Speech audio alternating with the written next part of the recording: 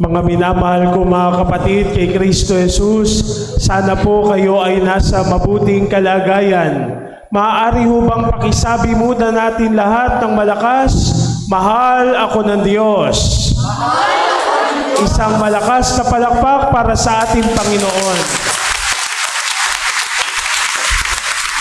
Pwede po ba na pakibati natin ang ating mga katabi ng Merry Christmas? Merry Christmas po.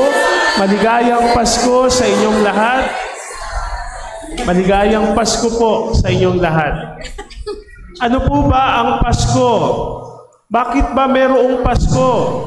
Kung halimbawa tatanungin kayo ng inyong mga anak, Mami, Daddy, bakit magdiriwang tayo ng Christmas? Para saan ba itong Pasko na ito? Bakit kinakailangan nating magpuyat, magsimba ng ganitong oras para lamang tayo ay magpuri sa Panginoon? Bakit tayo pumupunta sa simbahan ng ganitong oras? Bakit may Christmas?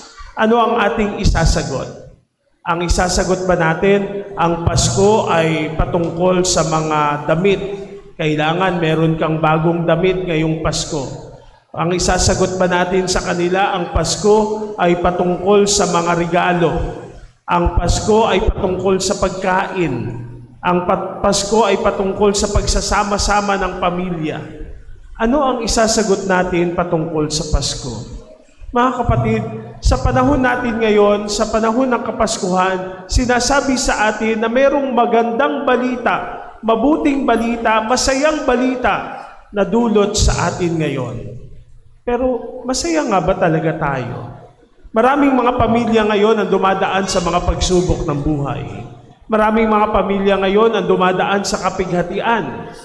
Halimbawa, sa aming pong pamilya, ito yung first time na magdiriwang kami ng Pasko na kami ay ulilang lubos sapagkat mamatay lamang din ng aking tatay noong 1 buwan. Mahirap magdiwang. Paano magdiriwang ng Pasko kung ikaw ay nalulumbay, kung ikaw ay nalulungkot, kung wala ang makakasama mo sa buhay? Ano nga ba ang Pasko?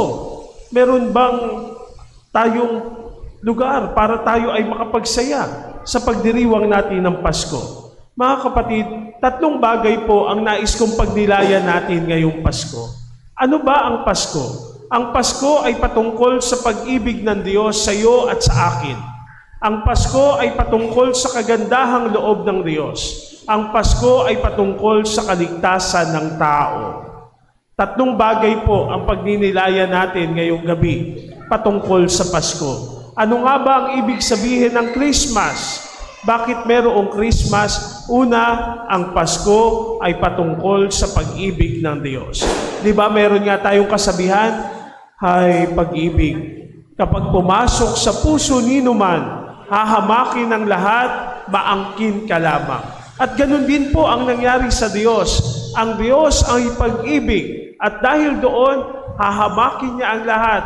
Nandoon na ipadadala kahit ang kanyang bugtong na anak na nung panahong iyon, hindi na hari, hindi na propeta, hindi na hukom ang ipinadala ng Diyos. Bagkus nang dumating ang takdang panahon, ang kanyang isinugo para sa atin ay ang kanyang bugtong na anak na si Jesus. Dahil sa pag-ibig, dahil sa minamahal niya ang bawat isa sa atin. Ganun pala mga kapatid, ano? Ang Pasko pala ay patungkol sa pagmamahalan.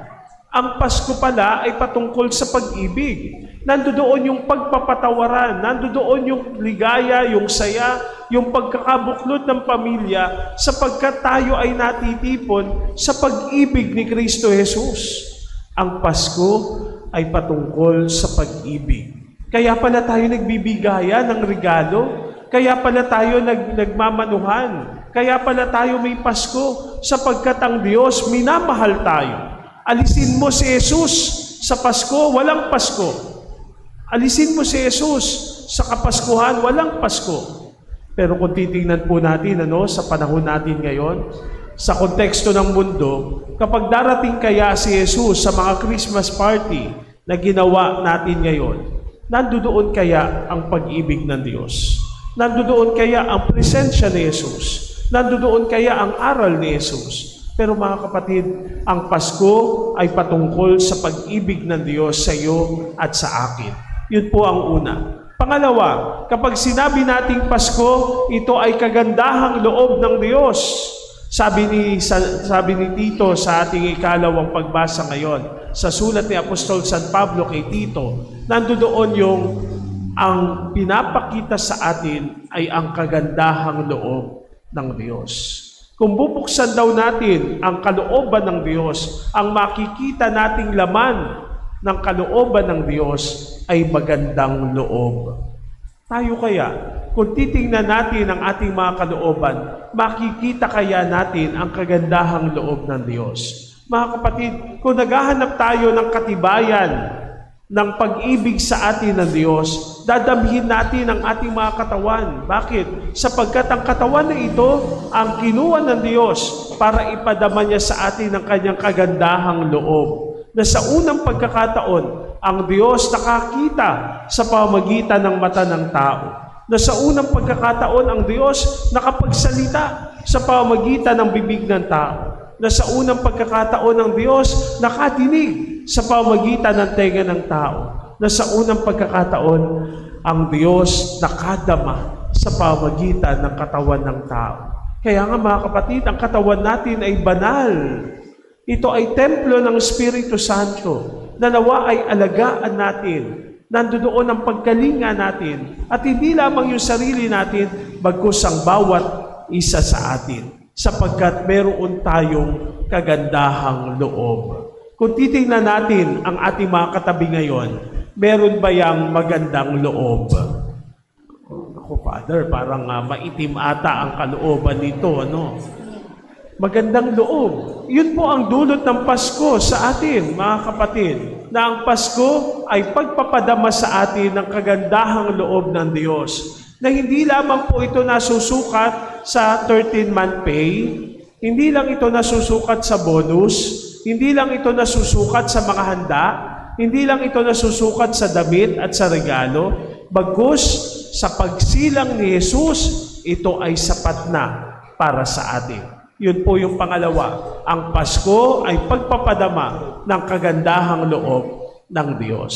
Pangatlo at panghuli, ano yung Pasko? Ang Pasko ay patungkol sa kaligtasan ng tao. Ninanais ng Diyos na maligtas ka at maligtas ako, kaya nandoon ang kanyang pagsilang sa atin. Kaligtasan, Kristo, ang ibig sabihin ay kaligtasan. Naririto na at sumilang sa atin ang kaligtasan natin. Mga kapatid, inaanyayahan ko po kayo na tingnan si Jesus doon sa sabsaban. Tingnan si Jesus doon sa Belen. Isinilang sa atin ang hari ng mga hari. Pero kung titingnan natin, hindi siya tinanggap ng mundo. Kanina sa panuluyan, sa kadiliman ng gabi, nandoon na ilang beses silang tinaboy, si Maria at si Jose. At saan ipinanganak si Jesus? Doon sa lugar ng mga hayop. Subalit sa kabila ng lahat ng yon, ang Diyos ay nanatili pa rin tapat sa kanyang pangako na isisilang ang ating tagapagligtas. Nang inuwal ni Maria si Jesus, nabuksan ang kalangitan at ang awit ng mga anghel, papuri sa Diyos sa kaitaasan at sa lupay kapayapaan. Ganun pala ho, no? Ang isinilang sa atin ay prinsipe ng kapayapaan.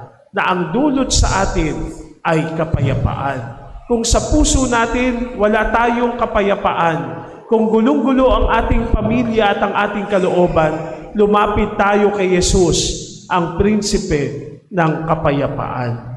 Mga kapatid, inaaniyahan ko po kayo na manahimik sumandali. At damhin natin ang presensya ng Panginoon.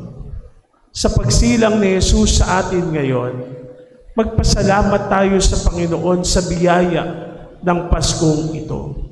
Sapagkat itong taon ding ito ay taon ng hubileo, taon na kung saan ibinibigay sa atin para magpanibago ng ating puso at kalooban. Magpasalamat tayo kay Jesus na sumilang sa ating mga puso at kalooban. Ama, nagpapasalamat po kami sa iyo sa Paskong ito, sa mga biyayang ipinagkakaloob mo sa amin. Salamat po sa biyaya ng aming Panginoong Hesukristo Naway sumilang siya sa aming puso at kalooban. Nakahanda kaming tanggapin ang pinaka sa lahat ng mga biyayang maaari naming matanggap. At iyon ay ang presensya ng aming Panginoon na nagmamahal, may magandang kalooban at aming tagapagligtas. Amen.